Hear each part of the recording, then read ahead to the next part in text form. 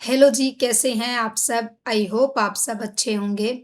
आप सबको पता है हरियाणा जीके की क्लास चल रही है, उसमें आज हम करनाल ज़िले को कंप्लीट करने वाले हैं। उससे पहले आप सबको मेरी तरफ से तीज और 15 अगस्त की ढेर सारी शुभकामनाएँ। चलिए शुरू करते हैं आज की अपनी क्लास को। करनाल जिले की स्थापना कब हुई थी? तो इस सब के बारे में आप सब मुझसे भी अच्छी तरीके से जानते हैं अब तो कि करनाल जिले की स्थापना भी कब हुई थी? 1 नवंबर 1966 को जब हमारे पास हमारा हरियाणा बना था। उस समय जो 7 जिले गठन हुए थे उसमें से एक जिला हमारा क्या था? करनाल भी था। समझ में आ गई बात? अब चलते हैं नेक्स्ट पे। प्राचीन समय में करनाल शहर को क्या कहा जाता था? तो प्राचीन काल में करनाल को क्या कहा जाता था भाई? इसको कहा जाता था कर्ण नगरी, क्योंकि राजा कर्ण की वजह से, जो महाभारत में कर्ण थे ना, उन कर्ण की वजह से इसको क्या कहा जाता था? कर्ण नगरी। ये कर्णाताल के जगह यहाँ पे कर्णताल होता है और वो झील होती है। कर्णताल ये झील है। ठीक है। 1739 में नादिर शाह ने किस मुगल बादशाह को हराया था? तो आप सबको याद होना चाहिए, मोस्ट इंपॉर्टेंट और मोस्ट रिपीटेड क्वेश्चन है। 1739 को हम याद करते हैं करनाल युद्ध के नाम से, और ये हुआ था नादिर शाह और मोहम्मद शाह रंगीला के बीच में। ठीक है। हरियाणा के किस शहर को धान का कटोरा कहा जाता है? धान की अधिकता होने के कारण हम करनाल को क्या कहते हैं? धान का कटोरा भी कहते हैं। धान का कटोरा हो गया। एक और मैंने बता दिया, करण नगरी हो गया। करण नगरी भी बोला जाता है। राष्ट्रीय डायरी अनुसंधान कहाँ स्थित है? तो ये आप सबको पता है, राष्ट्रीय डायरी अनुसंधान कहाँ स्थित है? करनाल में। करनाल से विदेशों में किस वस्तु का निर्यात होता है? आप एक चीज और याद कर लेना, इसको शूज सिटी भी बोला जाता है। अब आप बोलोगे शूज सिटी क्यों बोला जाता है? क्योंकि यहाँ पे लिबर्टी शोरूम है या फिर लिबर्टी उद्योग है। तो जूतों के उद्योग की वजह से ही इसको क्या बोला जाता है? इसका ही निर्यात किया जाता है और शूज सिटी बोला जाता है।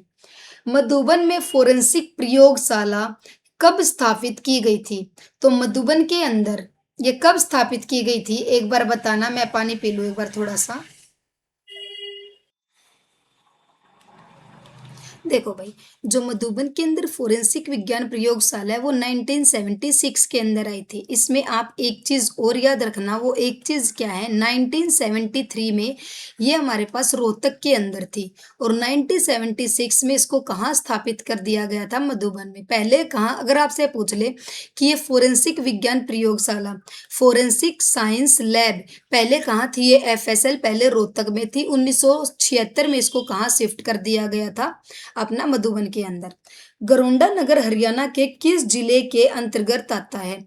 तो गरोंडा जो है वो हमारे पास आता है करनाल जिले के अंतर्गत।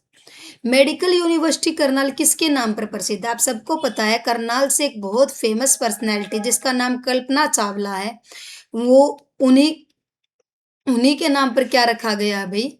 हमारे पास कल्पना चावला के नाम पर यूनिवर्सिटी का नाम रखा गया है। 2016 में स्थापित राज्य के पहले बागावनी विवि का नाम क्या है? तो हरियाणा भी नहीं है, कल्पना चावला भी नहीं है, करनाल भी नहीं है, इसको है महाराणा प्रताप बागावनी विश्वविद्यालय। हरियाणा के करनाल शहर में स्थित इंद्री क्या है?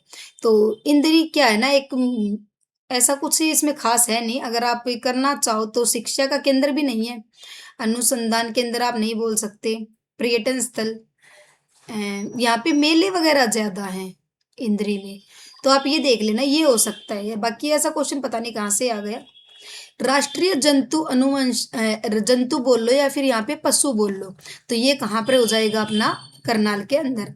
नया फार्मा पार्क, ये मोस्ट इंपोर्टेंट क्वेश्चन है और मोस्ट रिपीटेड क्वेश्चन भी है। नया फार्मा पार्क आपका कहाँ हो जाएगा भाई? करनाल के अंदर। किस जिले के नॉर्थ वेस्ट में, ये चीज याद रखना, जो करनाल है ना, करनाल, वो करनाल नॉर्थ वेस्ट में है किसके? कुरुक्षेत्र के। और ईस्ट में पड़ता है किसके? यूपी के। किसके ईस्ट में पड़ता है? यूपी के ईस्ट में। तो कौन सा हो जाएगा वो? करनाल, क्योंकि ये क्वेश्चन पूछा गया है आपका 2021 के एग्जाम में। बासमती चावल के कारण किसे धान का कटोरा कहा जाता है? अभी हमने बोला धान का कटोरा क्यों बोला जाता है? क्योंकि धान की अधिकता होती है, चावल की अधिकता होती है। यहाँ पे चावल बहुत ज्यादा मात्रा में उगाया जाता है, तो ये हो जाएगा करनाल। महिलाओं के लिए वन स्टॉप सेंटर सखी किसके लिए था? तो जो वन स्टॉप सेंटर सखी जो ये स्कीम चलाई गई थी, ये स्कीम चलाई गई थी किनके लिए? महिलाओं के लिए। और कौन-सी महिलाओं के लिए भई? ये था पीड़ित महिलाओं के लिए, ठीक है? हरियाणा का कौन-सा खिलाड़ी 229वें वनडे खिलाड़ी बना है? तो ये उस टाइम की बात है, अभी आप इसको एक बार रीचेक कर लेना, ये पहले वाली उसकी बात थी, उसके अकॉर्डिंग आप आंसर अपना देख लेना क्या था, लेकिन ये बहुत पुराना पीवाईक्यू हो चुका है। ये उस टाइम पे करंट अफेयर्स के अंदर था, ठीक है? कल्पना चावला का जन्म कहाँ हुआ था? तो करनाल के अंदर हुआ था। 5 ये मोस्ट इम्पोर्टेंट है भाई, जो पूछे जाते हैं ना वो क्वेश्चन मैं आपको आराम से बताऊँगी। 5 पीरों की मज़ार कहाँ हो जाएगी? करनाल के अंदर। त्रावड़ी का किला हरियाणा के किस जिले में है? त्रावड़ी, इसी का नाम बदलकर क्या कर दिया गया है? तराइन, या फिर तराइन का नाम बदलकर क्या कर दिया? त्रावड़ी। और ये तराइन कहाँ पर है? करनाल के अंदर है, जहाँ पर 3 युद्ध हुए थे। करनाल का कुल क्षेत्रफल की बात करें तो करनाल का कुल क्षेत्रफल हो जाएगा 2520 करनाल मंडल में कौन सा जिला शामिल नहीं है? तो करनाल में हमारे पास करनाल खुद एक मंडल है, और करनाल मंडल में एक तो करनाली आता है, एक हमारे पास कैथल आता है, और एक हमारे पास पानीपत आता है। इसके अलावा और कोई है भी नहीं, तो कुरुक्षेत्र गलत हो जाएगा। करनाल की विधानसभा आरक्षित सीट कौन सी है? तो यहाँ से भी केवल एक आरक्षित सीट है, और वो एक आरक्षित सीट कौन सी हो जाएगी भाई? नीलो खेड़ी। कौन सी हो जाएगी? नीलो खेड़ी। 2011 के अनुसार करनाल की साक्षरता दर कितनी है? तो करनाल की साक्षरता दर आप चेक कर लेना, 75.4 भी बोलते हैं, 76.4 भी। तो अप्रोक्स में जाना चाहो तो ये हो जाएगा 75.4। करनाल जिले का लिंग अनुपात कितना है? यहाँ पे काफी अच्छा है, बाकी अदर के कंपैरिजन में यहाँ पे 887 हजार पर। करनाल जिले का जनसंख्या घनत्व कितना है? तो जनसंख्या घनत्व है यहाँ पे 583 वर्ग में। इनमें से कौन सी करनाल की उप तहसील नहीं है? मोस्ट इंपोर्टेंट है, क्योंकि इस तहसील के नाम याद नहीं होते हैं।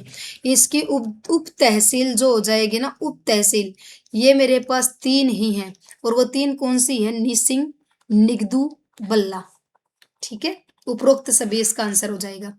एग्रो हब के उपनाम से किसे जाना जाता है? तो आपको करनाल के नाम पता लग गए होंगे। कर्ण नगरी इसको बोला जाता है, इसको बोला जाता है यहाँ पे धान का कटोरा, धान का कटोरा, और इसको बोला जाता है ये एग्रो हब, और इसको बोला जाता है हरियाणा का पेरिस, हरियाणा का पेरिस, और इसको बोला जाता है शूज सिटी। तो ये याद होना चाहिए भैया आपको, ठीक है? Shoes city. तो मेरे पास क्या हो जाएगा? एग्रो हब करनाल हो जाएगा। हरियाणा की शूज सिटी किसे कहा जाता है? अभी बताया था, लिबर्टी शूज यहाँ पे बनते हैं, तो उसकी वजह से इसको क्या बोला जाता है? Shoes city.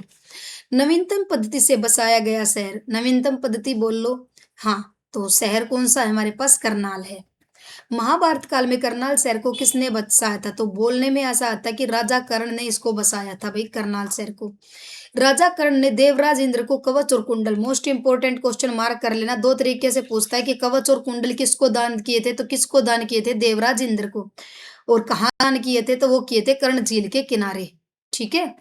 करनाल में किनकी मूर्तियों का मनमोहक घंटाघर है? तो यहाँ पे आपको सूर्य देव की मूर्ति देखने को मिलेंगी, और एक यहाँ पे आपको कर्ण की देखने को मिलेंगी। मधुबन पुलिस सेंटर, एक पुलिस सेंटर मधुबन, वो कहाँ पर है हमारे पास? कॉलेज बोल लो, सेंटर बोल लो, तो ये हो जाएगा करनाल के अंदर। केंद्रीय मिट्टी लवणता अनुसंधान, तो ये भी हमारे पास कहाँ पर है? करनाल के अंदर है। CSSRI की स्थापना किस वर्ष हुई थी? तो CSSRI की स्थापना आप मुझे बताओगे कि इसकी स्थापना कब हुई थी? तो बताओ भाई जल्दी से। इसकी स्थापना अगर आपसे पूछा जाए तो कब हुई थी? 1969 में हुई थी। अब देखो यहाँ पे बहुत सारे क्वेश्चन है, अगर आपसे पूछे जाए ना कि ये जो मिट्टी लवणता है ये कैनिंग टाउन कहाँ पर है? तो मतलब काफी सारे केंद्र बनाए, जो कैनिंग टाउन केंद्र बनाया वो बनाया भाई पश्चिम बंगाल का, ठीक है? और एक भरूच में भी है मिट्टी लवणता केंद्र, और वो हमारे पास भरूच का है, गुजरात के अंदर, ठीक है? गेहूं शोध निदेशालय की शुरुआत कब हुई थी? तो गेहूं शोध निदेशालय से आपको एक चीज और समझ में आती है कि यहाँ पे शुरुआत की अगर बात करें तो शुरुआत तो 1965 में हो गई थी। उसके बाद मेरे पास यहाँ पे 1978 में मेरे पास इसको क्या बोल दिया था, परिवर्तित कर दिया था किसमें, गेहूं शोध निदेशालय में, गेहूं शोध निदेशालय में। और 1990 में ये मतलब कि क्या था, करनाल के अंदर इसको क्या था, स्थानांतरित कर दिया था। आया बस समझ में? आप जल्दी से मुझे एक बार ये क्लियर करके बता दो। तो करनाल में कब था अभी बताया, 1990 में।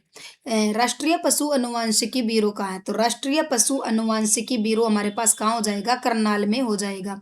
तो इससे पहले ये कहाँ था, आपसे दो क्वेश्चन पूछा जाएगा। पहले ये 1984 में ये मेरे पास था उसमें बेंगलोर में, बेंगलोर में, फिर ये करनाल में भी आ गया और दोनों को ज्वाइन कर दिया था। और 1995 में ना, लिख लेना ये, 1995 में दोनों को ज्वाइन करके इनका करनाली सेंटर कर दिया था। ठीक है, ND national dairy research institute, NDRI, इसकी फुल फॉर्म पता होनी चाहिए आपको, national dairy research institute.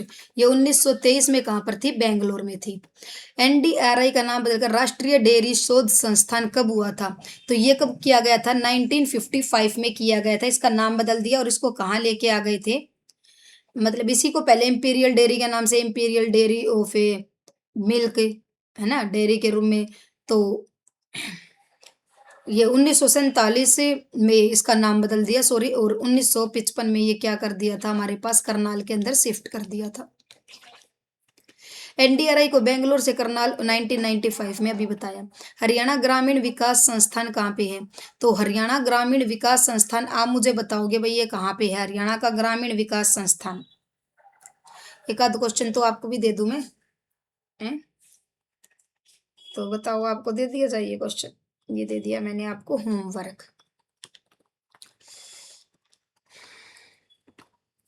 FSL अभी तो बताया, एफएसएल क्या होती है भाई, आप जल्दी से मुझे एक बार बताना एफएसएल क्या होती है। फोरेंसिक साइंस लैब 1973 में सर्वप्रथम कहाँ पर थी, तो पहले ये मैंने आपको क्या बताया, पहले कहाँ पे थी, रोहतक में। रोहतक से शिफ्ट कहाँ से कर दी, करनाल में। और कब कर दी थी, 1976 में। फोरेंसिक विज्ञान प्रयोगशाला को मधुबन कब लाया गया था, तो करनाल आ जाए या मधुबन आ जाए, कब आया था, 1976 में। कुंजपुरा सैनिक स्कूल की स्थापना कब हुई थी, तो कुंजपुरा सैनिक स्कूल किसके लिए है भाई, ये एक सैनिक स्कूल है जहाँ पे ये मिलिट्री का स्कूल जिसको आप बोल सकते हो। तो इसकी स्थापना आप बताओ भाई जल्दी से कब हुई थी। और मुझे ये बताओ कि आप में से कितने ऐसे बच्चे हैं जो रेगुलरली मेरी वीडियोस को वॉच करते हैं। पहले तो आप मुझे इस चीज़ का आंसर करोगे, ठीक है, पहले आप मुझे इस चीज़ का आंसर करो, इस क्वेश्चन का आंसर तो आप बाद में ही करना। कौन कौन बच्चा डेली डेली बेसिस पर वीडियो देख रहा है, हम्म? क्योंकि भाई क्या फायदा फिर मेरा पढ़ाने का अगर आप डेली बेसिस पर वीडियो देख ही नहीं रहे हो तो, ठीक है ना, डेली बेसिस पर। क्योंकि भाई तो आप लोग ना सपोर्ट नहीं दिखा रहे हो, सबसे बड़ी बात मैं आपको बताऊं ना, तो मैं डेली बेसिस वीडियो डाल रही हूँ लेकिन आपका कोई खास सपोर्ट दिख नहीं रहा है। क्या फायदा फिर, मैं फिजिक्स का यहाँ पे वन शॉट लाने की सोच रही हूँ, फिर ऐसे क्या फायदा, आप बताओ। कुंजपुरा में सैनिक स्कूल की स्थापना बताओ कब हुई थी, तो ये जुलाई के अंदर हुई थी, और जुलाई में भी हुई थी 1961 को। तो देख लेना, ऑप्शन बी इज करेक्ट। प्रदेश की पहली एनसीसी अकादमी करनाल में कहाँ पर खोली गई है, तो गरंडा में, करनाल के गरुंडा में ही है ना एनसीसी। पाकिस्तान के पहले पीएम लियाकत अली का संबंध किससे है, तो पहले पाकिस्तान का लियाकत अली का संबंध किससे है भाई, करनाल का।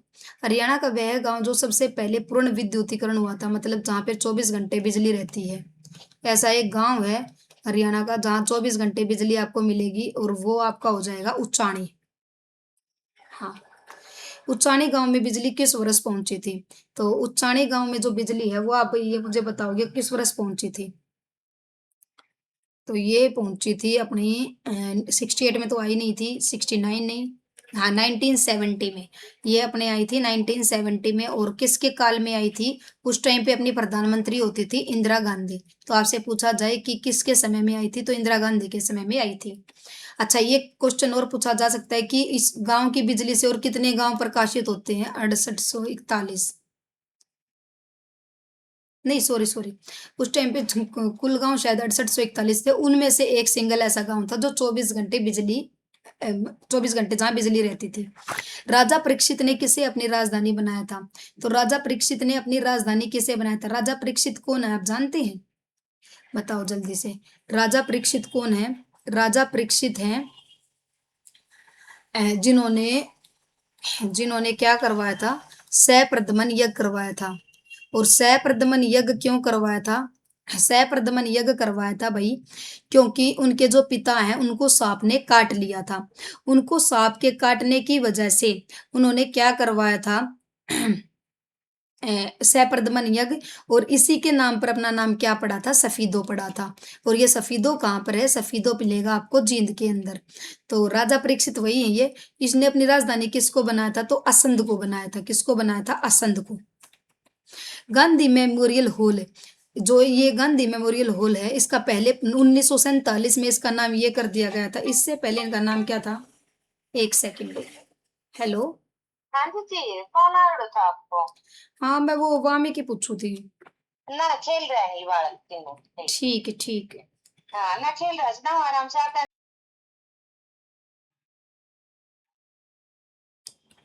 सॉरी भाई, मेरी बीच में क्लास रुक गई थी, तो मुझे नहीं पता कौन से क्वेश्चन पर हमने ड्रॉप किया था। तो मैं अभी यहाँ से कंटिन्यू करती हूँ, ठीक है? तो देवी, एक सेकंड भाई। देवी का मेला करनाल में कहाँ पर लगता है? तो देवी का मेला लगता है पटेड़ा में। क्या हो गया? एक सेकंड।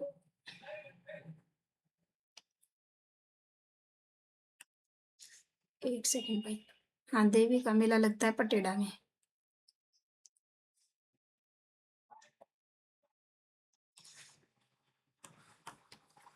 अच्छा, मैंने करवा रखे हैं साथ में। तो गोगा पीर का मेरा आपको का देख लेना। गोगा पीर का मेरा कहाँ पर लगता है? ये एक बार थोड़ा सा इस चीज को भी वो करना। खेड़ा में लगता है ये चीज, ठीक है? गोगा पीर का मेला भादों के नवमी को लगता है और खेड़े में लगता है, ठीक है? पाराशर का मेला करनाल में कहाँ आयोजित होता है? तो पाराशर का मेला अपना तरावड़ी में था, तराइन में। छड़ियों का मेला करनाल के किस स्थान पर लगता है? तो छड़ियों का मेला लगता है अमूपुर में। छड़ियों का मेला किस महीने में आयोजित किया जाता है? ये किया जाता है सितंबर में। पाराशर ऋषि का आश्रम आपको कहाँ देखने को मिलेगा? तो ये मैंने आपको होमवर्क दिया था। वेदव्यास की तपोभूमि किस स्थान को माना जाता है? तो वनस्थली को माना जाता है। गौतम ऋषि का आश्रम कहाँ देखने को मिलेगा? मैंने बताया था भाई, जो गौतम है ना, गौतम, गौतम ऋषि गैसे गौतम गैसे गोंदर। तो गौतम ऋषि का आश्रम आपको गोंदर में देखने को मिलेगा। बू अली शाह कलंदर का मकबरा एक तो करनाल के अंदर है, इसके अलावा आपको कहाँ देखने को मिलेगा? पानीपत के अंदर। थोड़ा सा फास्टली करवा रही हूँ क्योंकि मन सा टूट जाता है यार, मैंने पूरा पढ़ा दिया है, उसके बाद दोबारा से सारा करवाना पड़ रहा है। तो चलो कोई बात नहीं। मीर साहब का मकबरा कहाँ स्थित है? तो मीरा साहब का मकबरा आपका हो जाएगा करनाल के अंदर। हरियाणा का प्रथम बागावनी विश्वविद्यालय मैंने आपको बताया है, महाराणा प्रताप बागावनी विश्वविद्यालय है। और ये कहाँ पर बन रहा है भाई? ये आपका बन रहा है करनाल के अंदर, अभी बनकर तैयार नहीं हुआ है। और इसकी हेल्प कौन कर रहा है? इसकी हेल्प कर रहा है इसमें नीदरलैंड। तो आपसे पूछा जाए कौन सा देश हेल्प कर रहा है, तो नीदरलैंड। ठीक है, ये रहा question. Kalpana Chawla medical college की स्थापना कब हुई थी? तो कल्पना चावला मेडिकल कॉलेज की स्थापना हुई थी 2017 को। जल्दी से बताओ भाई, यहाँ तक क्लियर है आपका?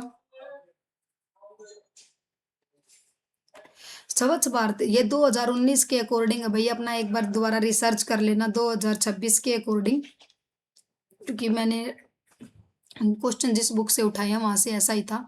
तो उस टाइम पे इसका 22वां नंबर था, ठीक है? सीता माई का प्रसिद्ध मंदिर कहाँ पर है? तो सीता माई का मंदिर भी आपको कहाँ देखने को मिलेगा? करनाल में। ओएसिस पर्यटन स्थल आपका कहाँ पे? मोस्ट इंपोर्टेंट और मोस्ट रिपीटेड क्वेश्चन है भाई। तो ओएसिस पर्यटन स्थल भी आपको कहाँ देखने को मिलेगा? करनाल के अंदर। त्राइन त्रावड़ी का प्रथम युद्ध, ये मैं अभी बता रही थी, चलो कोई नहीं, दोबारा बता देती हूँ मैं आपको। मैं बता रही थी कि त्राइन के 3 युद्ध हुए थे, एक पहला, एक दूसरा और एक तीसरा। जो पहला ये 1191 में, दूसरा 1192 में, तीसरा 1215 में। ये हुआ था मोहम्मद गोरी और पृथ्वीराज चौहान के बीच। ये भी मोहम्मद गोरी और पृथ्वीराज चौहान के बीच। इसमें जो पहला हुआ था ना तराइन का, उसमें पृथ्वीराज चौहान जीत जाता है। ऑब्वियस सी बात है कि वो काफ़ी स्ट्रॉन्ग था मोहम्मद गौरी से, हर तरीके से वो स्ट्रॉन्ग था। बट वो हारा कहाँ पे? वो आपके लिए एक सीख है बहुत बड़ी, जो भी बच्चा क्लास को देख रहा है वो ध्यान से सुनना।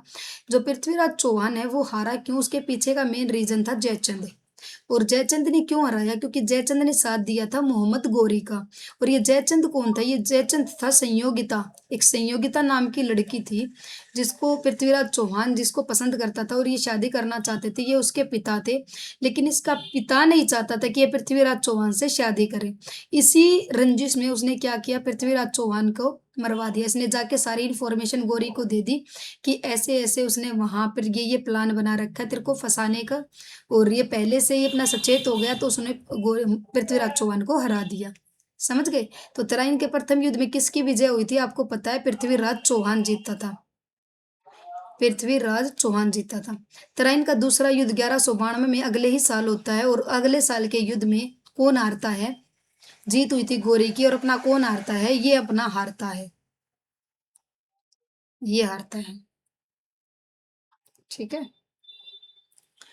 तराइन का तीसरा युद्ध आप सबको पता है 1215 में। तीनों युद्ध याद रखना, देखने को क्वेश्चन आपको मिल जाएगा।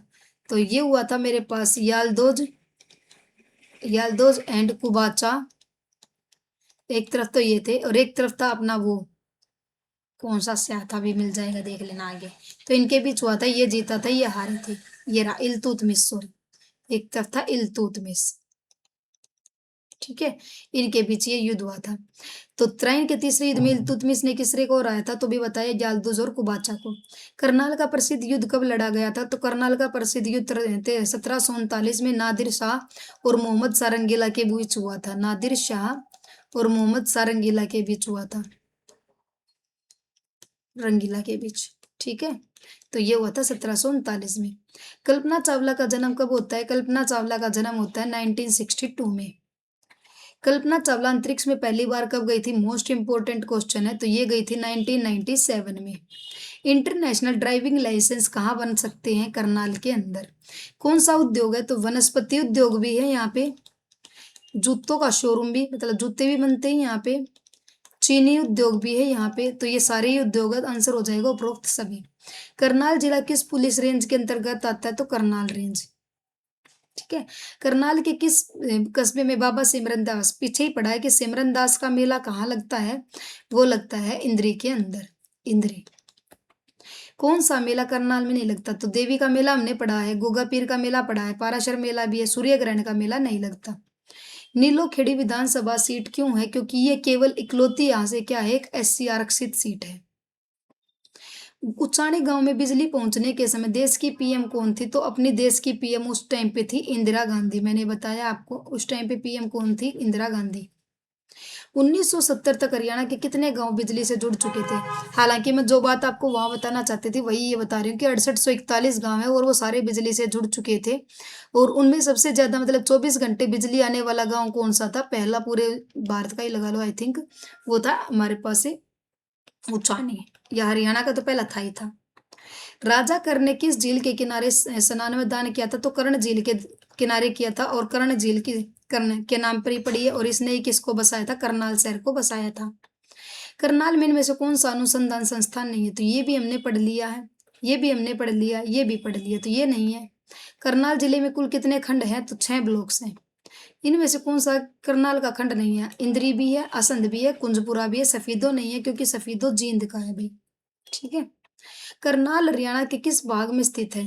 तो करनाल हरियाणा के उत्तर पश्चिम भाग में। करनाल को धान का कटोरा क्योंकि यहाँ पे बासमती चावल बहुत ज्यादा होते हैं। करनाल से दिल्ली, ये आप मुझे होमवर्क में बताओगे। हरियाणा पुलिस के जवानों का मुख्य ट्रेनिंग सेंटर मधुबन कहाँ पे है? करनाल के अंदर। करनाल में छड़ियों के मेले का आयोजन कहाँ किया जाता है? तो एक बार ये कंफर्म कर लेना भाई, छड़ियों के मेले का आयोजन कहाँ किया जाता है, या फिर मैं ही बता दूंगी, रुक जाओ एक बार। तो करनाल जिले का मुख्यालय कहाँ स्थित है? तो ये करनाल में हो जाएगा। बस 100 क्वेश्चन हो गए। अब आप मुझे एक बार जल्दी से ये बता दो कि आपको ये 100 क्वेश्चन ऑथेंटिक लगे या नहीं लगे, फिर आगे बात करेंगे जो भी बात करनी है। हम्म, ये पूरे 100 के 100 क्वेश्चन भैया आपके ऑथेंटिक है। और इससे बाहर आपको करनाल से क्वेश्चन देखने को नहीं मिलेगा, ये भी गारंटी है। आपको करना क्या है, आपको डेली बेसिस पर अपनी क्लासेस को वॉच करना है और अच्छी लगती है तो लाइक, शेयर एंड सब्सक्राइब और प्लीज़ नीचे कमेंट करके मोटिवेशन ज़रूर थोड़ा-सा हाई किया करो। ये मुझे पता लगे कि मेरे से बच्चा पढ़ता है और उसे कुछ ना कुछ मिल रहा है। थर्ड जो बात है वो ये है कि अपना मॉक टेस्ट मैं डालने वाली हूँ, फ्री मॉक टेस्ट। कल संडे है ना, संडे मॉर्निंग में डल जाएगा कल। तो संडे मॉर्निंग में डलेगा, मंडे मॉर्निंग तक की मिल जाएगी। आप वहाँ पे जाके फ्री मॉक लगाओ, अपना रिज़ल्ट देखो, अपने आप को देखो कि आप कहाँ एग्ज़िस्ट करते हो, ठीक है? तैयारी करो, ढंग से करो। आज़ादी एक छोटी-सी बात जो मैं आपको बताना चाहती हूँ, देखो बच्चे, आज हम 80 साल हो गए हमें आज़ाद हुए, लेकिन क्या लगता है कि आज हम अपने विचारों से आज़ाद हैं? क्या हम इतने सक्षम हैं कि अपने जो हमारे विचार है, जो हमारी सोच है, उसको इतना बुलंद कर सकें, उसको इतना उठा सकें, उसको सरकार के बहरी सरकार के कानों तक पहुँचा सकें? तो स्वतंत्रता का मतलब ये नहीं होता कि हमने पाकिस्तान से स्वतंत्रता ले लिया, फिर पाकिस्तान से अलग हो गए, साथ ही साथ अंग्रेज़ हमने निकाल दिए, वो एक अलग था, वो बहुत अच्छी बात है, हमें 80 साल हो चुके हैं उन चीज़ों को। लेकिन एक सोच से अपने आप को इंडिपेंडेंट कीजिए। आप देखिए कि आपको कहाँ पर लड़ना है और कितना लड़ना है, अपने हक की लड़ाई हमेशा लड़नी चाहिए, कभी भी आप बुज़दिल होके मत बैठिए, ठीक है? आपने भगत सिंह को आप इस चीज़ में याद कर सकते हैं। अगर वो भी महात्मा गांधी वाली राह पर होते, तो ऑब्वियस सी बात है वो भी चले थे। लेकिन महात्मा गांधी की राह से वो बिल्कुल अलग थे और शायद इसीलिए उनको बहुत जल्दी फांसी मिल गई थी। उनका एक ही मतलब था कि बिना डरे, बिना झुके अपने देश के लिए लड़ना और अपने देश के लिए कुछ करके जाना है कि आज मैं मर जाऊँ तो मेरे जैसी सोच आगे और भी रहे, ज़िंदा रहेंगी। ठीक है? तो अपने अंदर उस सोच को, उसे समझ को ज़िंदा रखिए। तो मिलते हैं एक नेक्स्ट वीडियो के साथ। हाँ, छड़ी का मेला याद मुझे आया, छड़ी का मेला जो है वो आपका लगेगा अमूपुर में। ठीक है? तो मिलते हैं नेक्स्ट वीडियो में। Thank you.